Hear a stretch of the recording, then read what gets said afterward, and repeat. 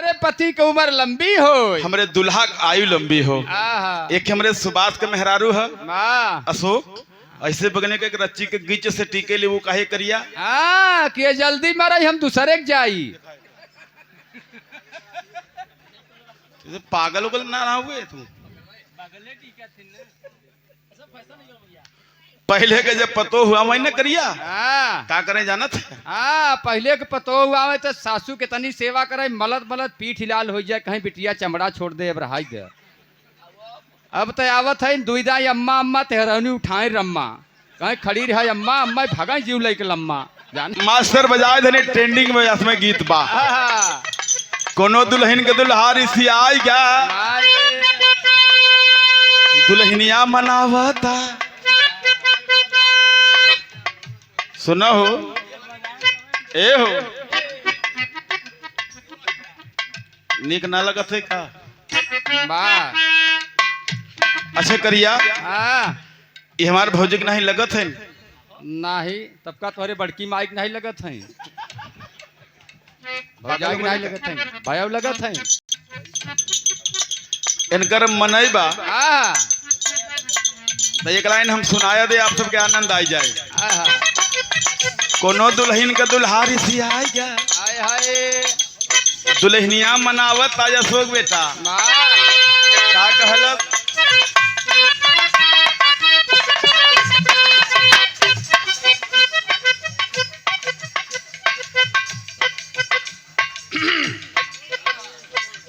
का बाबू अभी समझ ला मेहरारू है ना, मोछा चमरे बा नहीं ना, इले तो जो शंका मत पड़े। पुरनिया कहतन कि हमारे दद्दा कहे दिनवा ते मोछा काहे नहीं रखते, हमका बाबू जितना पौरू करे उतने मोछा रख चाहे वैसे दुआरे खर खंजाट नकदौ नहीं लगत।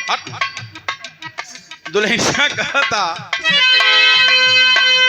राजा हो तो है कैसे मनाई,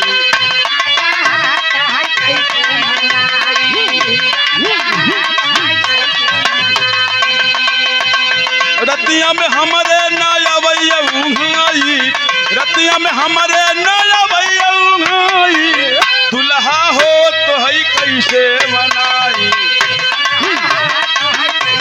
जाओ जाओ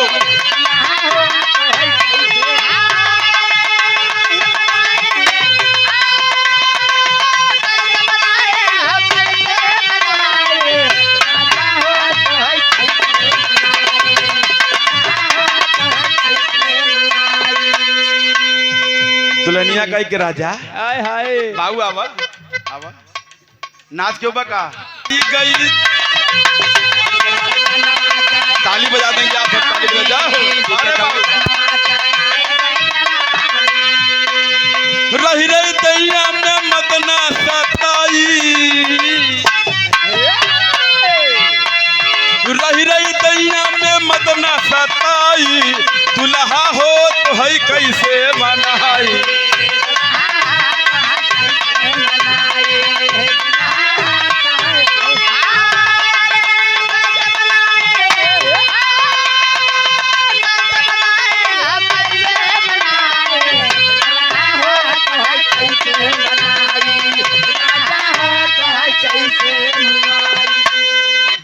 बड़ा ही मतलब पर हमारे बुढ़वा बाबू रहन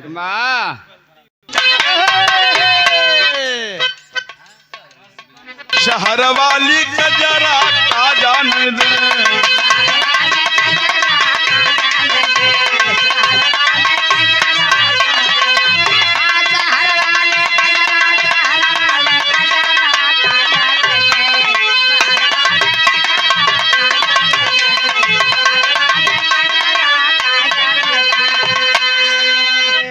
कहो भैया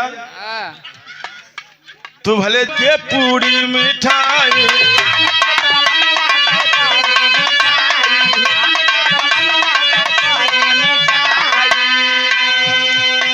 अपने बलम के फेवाई दिन बजरा, अपने बलम के फेवाई दिन बजरा, का जान दे शहर वाली कजरा, का जान दे।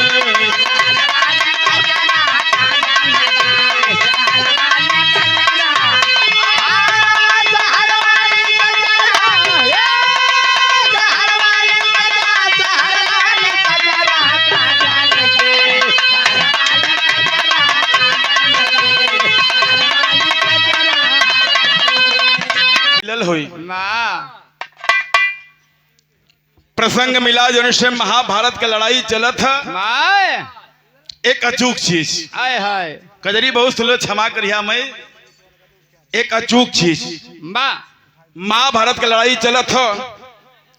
दादा भीष्म के शरीर में बाढ़ चुभा आय हाय सरसैया पे सोए हैं।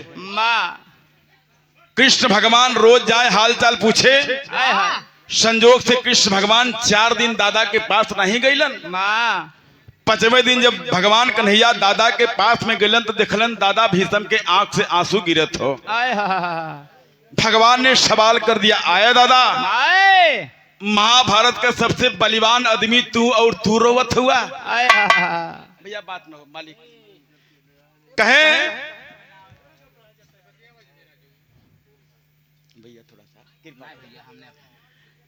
कहे कि महाभारत के सबसे बलिवान आदमी तू और तू रोवत हुआ। माँ कहे प्रभु शरीर में बाण लगा भैया बिना नहीं रोवत है। आय हाय सरसैया पे सोवा है या बिना नहीं रोवत है। माँ हमार रोवे के कारण यही हो कि तू ही हमारे एक ठे सहारा रहला आय हाय जो रोज आई के हमारा हाल चाल लेते रहला। माँ संजोग से मालिक तू 4 दिन नहीं आयत हमार मन विचलित हो गया। माँ जब हमार मन विचलित हो गया तब हुई 4 रतिया में 4 ठे सपना देखली। आय हाय सपना किसी का अपना नहीं होता है। लेकिन भगवान कन्हैया से दादा भीष्म कलन की मालिक जो 4 ठे सपनवा देखली वही में हमारे शंका का समाधान कह देता। माँ आखिरी हो का आय हाय हम गायब आप लोग अपन दिमाग एक पर लगई हा। माँ बाबू को तो सवाल जवाब वाली बात नहीं है लेकिन आप लोगों का मनोरंजन हो जाए। माँ भगवान कन्हैया से दादा भीष्म ने कहा, क्या कहा बेटा, बना लो बना लो।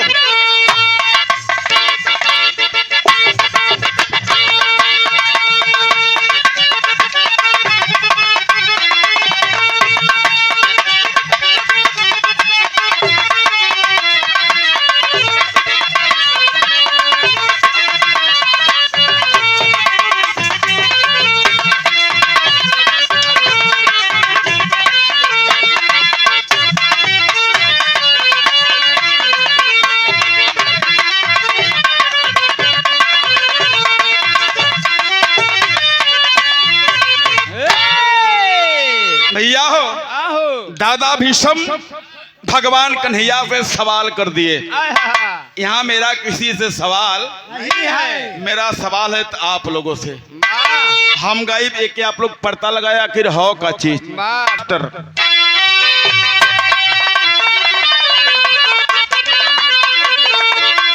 कि अरे कहले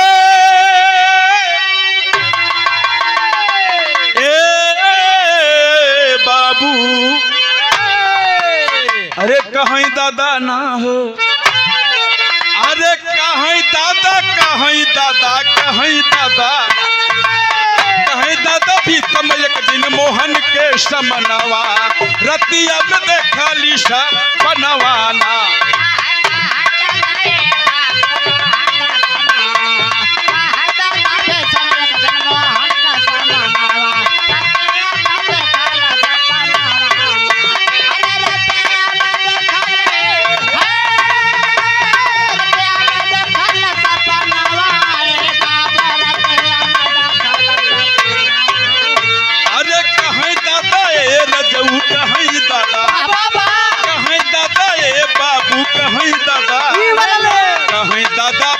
एक दिन मोहन के समनवा रतिया में देखली सब बनवाना।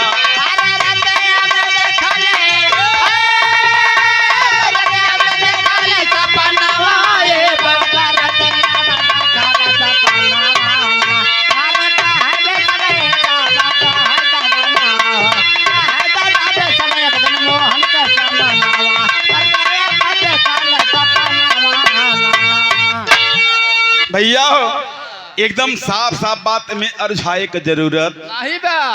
तब भीष्म एक दिन मोहन के समनवा रतिया में देखली सपनवा ना कपड़ा ने दिखाया ना तो रामानंद सागर ने दिखाया है क्या बेटा। तो चिटिया के गरबा में बाधी के रसरिया और खींचा एक बार भी मजा को बला करिया।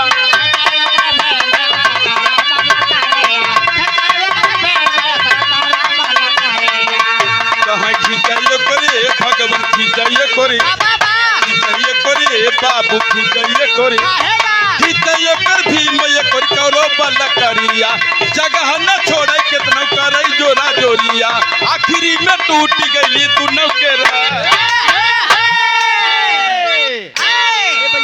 तो ऐसा छोड़ा था जना बिच्छी बनहान हाँ चिंटी के गले में रस्सी बंधाई कहे कन्हैया जब सुई के छेदा में हाथी जाई तो चिंटी के गले में रस्सी बंधाई। सही बात। कलन के एक चिंटी बात चिंटी के गले में मुटवारे रस्सी बंधल कहीं रस्सिया के एक तरफ भीम खींचत है दूसरी तरफ पूरा कौरव दल खींचत हो लेकिन चींटी के ऊपर तना तनी सा जरब नहीं गया कहीं तब का भा कहीं मालिक जब दोनों दल के लोग अपने भुजा का जोर लगाए तो रस्सी तो टूट गई लेकिन चूटिया ज्यों की रह गई। कहीं तब का भा कहीं यही हमारे नाई समझ है जान सका कहीं रहल कवन भगवन रहल कवन रजऊ रहल कवन चूटी दादा पूछे कौने छनवा रतिया में देखली सब पनवाना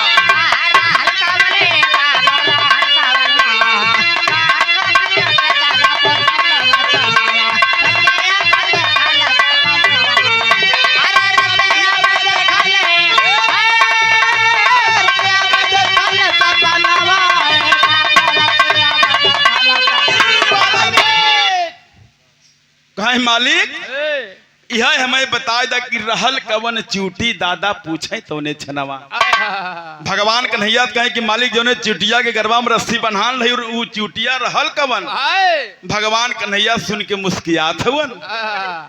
भगवान कन्हैया के मुस्कुराहट जब देखलन दादा विजडम कहे तू मुस्कियात है हमारे मन में शंका बा कहे तब का बा कहे इतना ही नहीं ये तब पहली रात का दूसरी रात का कहा मास्टर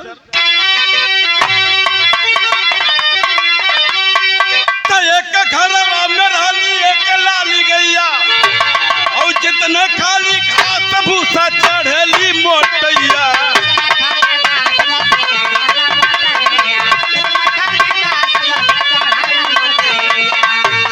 जितने खाली भगवान जितने खाली बाबू जितने खाली घास भूसा चढ़ेली मोटैया धीरे धीरे बढ़ल जाली ओकर लंबैया मोह गोड़ पेट एक समान बना कहीं मालिक दूसर की रात का दूसर का सपना के एक ठे घरे में ठे लाल का गाय हो कहीं ताप कहीं गैया जितने घास भूसा खाता उतने मोटाता ओकर लंबाई इतना बढ़ गई ना तो करे मुहे के पता है ना तो करे पूछी के पता है ना तो करे गोड़े के पता है ओकर थनवा तोर बाबू बल्टीले खड़ारन दूहे भी ना वो तो बाबू लेके आ रहे हैं कहीं मालिक कहीं वो गाय के आकार इतना बढ़िया कुछ पता ही नहीं चलत क्या रुकर मुँह बा क्या रुकर गोड़ बा क्या रुकर पोछ बा क्या रुकर थन बा कहीं तब का बा कहीं लेकिन एक गाय में गड़बड़ी रही कहीं का कहीं पनिया भगवान पनिया बाबू पनिया पियता पर सातत में परनवा रतिया में देखली सब पनवाना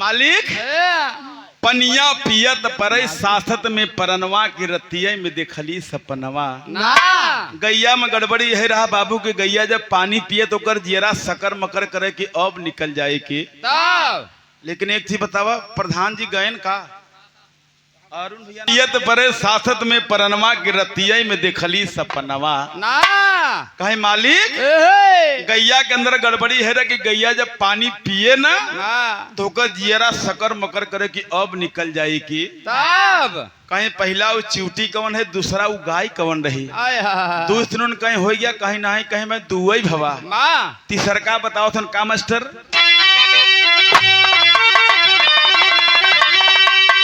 एक दुल्हन का भैला जब दुर्दनवा और कोहाबर में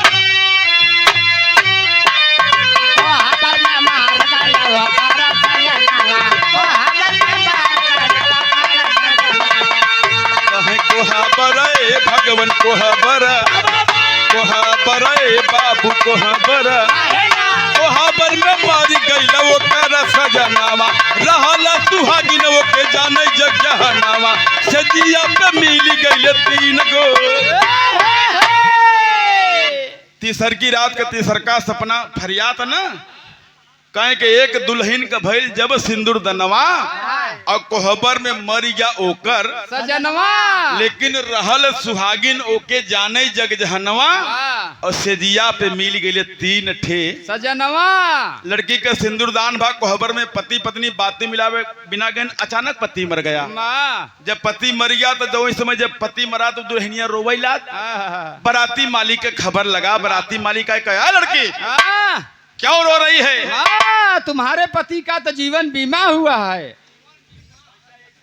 देखा अच्छा जेकर जीवन बीमा भार है तू रोए ना करिया वाह लेकिन फायदे में तो रहे हाँ 20 लाख पाए गप से चुपाऊ जाए भैया कहे मालिक लड़की के सिंदूर दान भाग कोहबर में पति पत्नी बातें मिलाए बिना गन अचानक पति मर गया बराती मालिक के खबर लगी बराती मालिक आए देखे लड़की रो तक रोना मत बेटी कहे अरे हमारे पति के लाश सामने बार रोई न तो गाई कहना बेटिया तू सुहागिन हो अरे पति के लाश सामने बा हम सुहागिन है कहे हाँ सवेरा बाप रीति रिवाज के हिसाब से बराती मलिकात लड़की के विदाई करा के लेके चल दे जब घरे गए सांझ के पहर सुहाग रात का बेला आए अब गौर करे कि पति मराबा तब सुहागिन सेज पर जब सुहाग रात के कच्छ में पहुंची तो सेज पर ओके एक दुल्हा ना आए दुई दुल्हा ना आए पंचो 3 दुल्हा मिले जब 3 दुल्हा मिले समय बीता तो भवा का मास्टर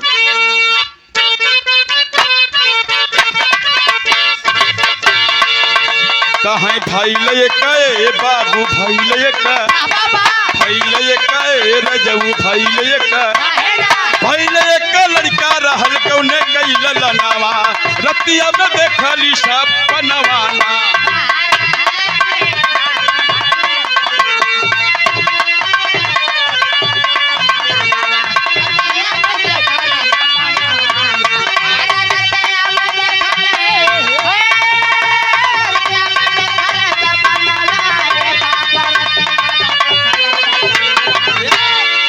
मालिक सेज पर 3 दुल्हा मिलन समय बीता एक लड़का पैदा भा लड़कवा पहला दुल्हा का रहा कि दूसरा का रहा कि तीसरा का रहा ओकर नाम का रहा ओके पूरा विश्व ने पूरा वेद पुराण पूरा सब जानते हैं इसको दादा को बतिया सुन के भगवान कन्हैया मुस्कियात हैं कहे तू मुस्कियात है प्रभु मैं शंका बा कहे तब कहीं होइया कहीं ना ये खेउर बा दादा बताओ थे निकला छंद लगा मास्टर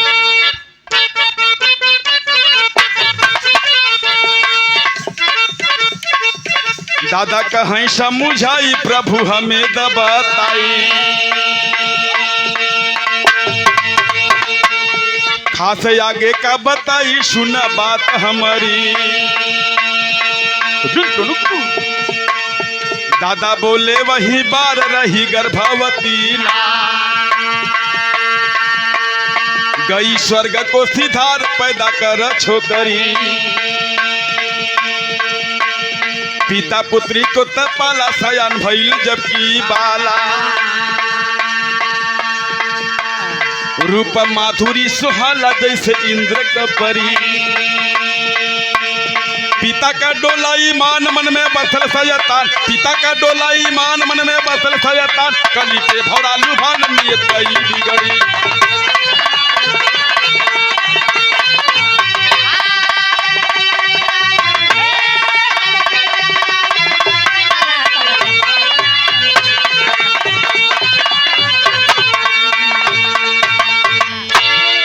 चौथी रात के आखिरी सपना बतान कहे मालिक हाँ एक गर्भवती मेहरारू हो। माँ पैसा लैला चौथी रात का चौथा सपना यह कि एक गर्भवती मेहरारू रही। माँ मेहरुआ मरे के पहले एक लड़की के जन्म दे है। कहीं तब कहीं लड़की वो मेहरुआ मरे के पहले एक लड़की के जन्म दे के मरी गई। माँ लड़किया का पालन पोषण होकर बाप बीच जंगल में करे। लेकिन लड़की जब 16 बसंत पार कैलस जवानी के दलहीज पे कदम रखले तो बापे के नीयत बिगड़ी गई। आय हाय मतारी मर गई। मरे के पहले बिटिया जन्माए। बिटिया के पालन पोषण होकर बाप जंगल में करे। माँ बिटिया जब सयान हो गई तो बापे के नीयत बिटिया के ऊपर बिगड़ी गई। जब बिगड़ा तब हवा का मास्टर अंतरा से तो बिटिया के साथे बाप कैला सगाई और जन्म के साथी दुल्हनी बनाई।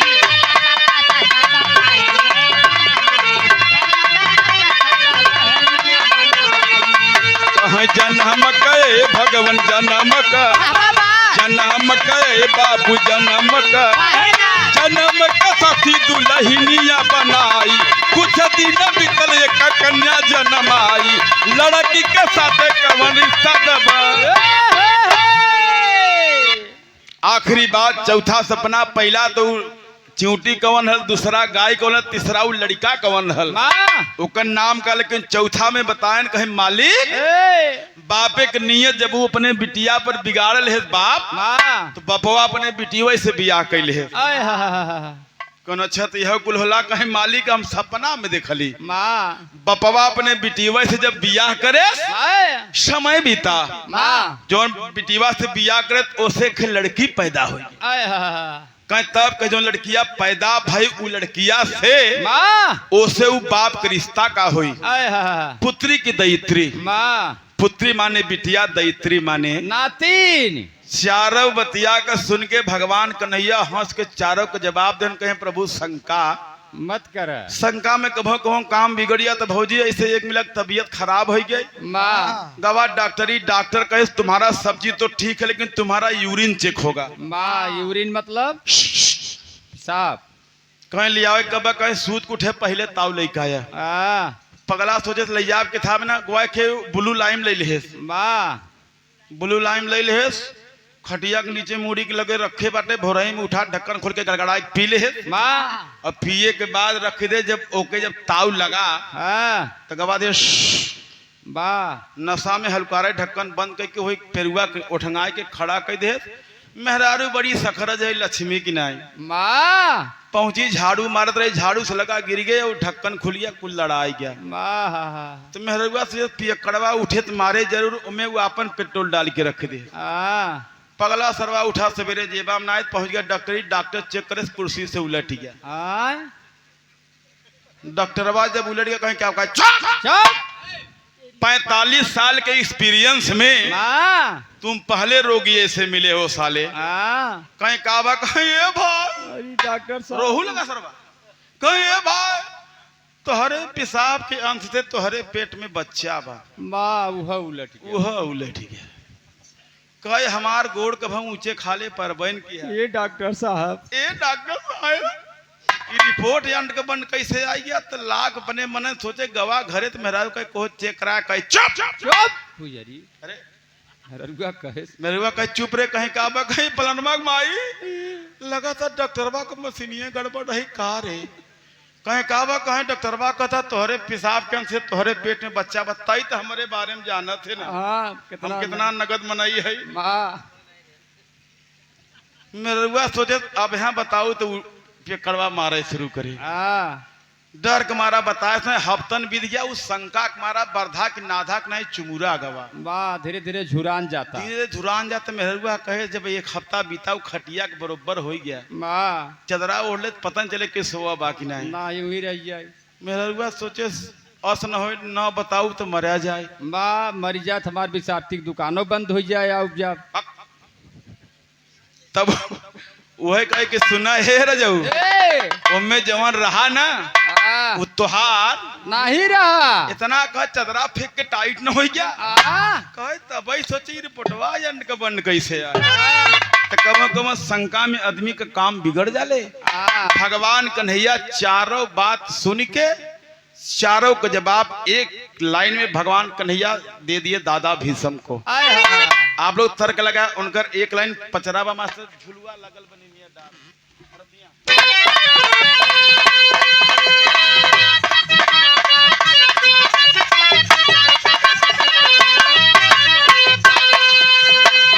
ई कोनो भगत कहता महाराज जी तो छुछे पलगी ना होई। झुलुआ लागल बानी मियां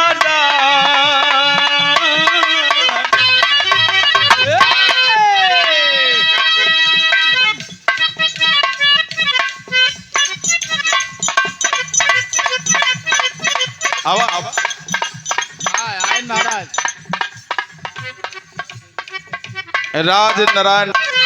झुलुआ लागल बानी मियां डार है जगदम्बा पैसा आ गया तो रुक जा मत चिल्ला। रुई काहे लगावलन करिया मलत नहीं तब से कहीं 670 हो गया मतलब वही बंद कर देंगे। साहब की तरफ से शानदार मूल्य माया 100 रुपए क्षमा कीजिएगा इंटरटेनमेंट हो। भगत कहलस झुलुआ लागल बानी मियां डार है जगदम्बा मैया।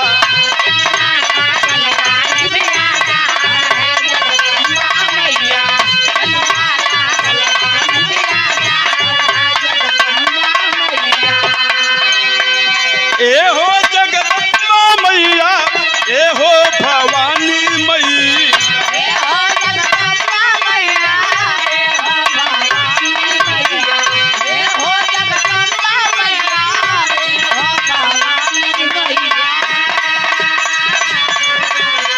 झुलुआ लागल बानी मियां डार है जगदम्बा मैया। रुका रहा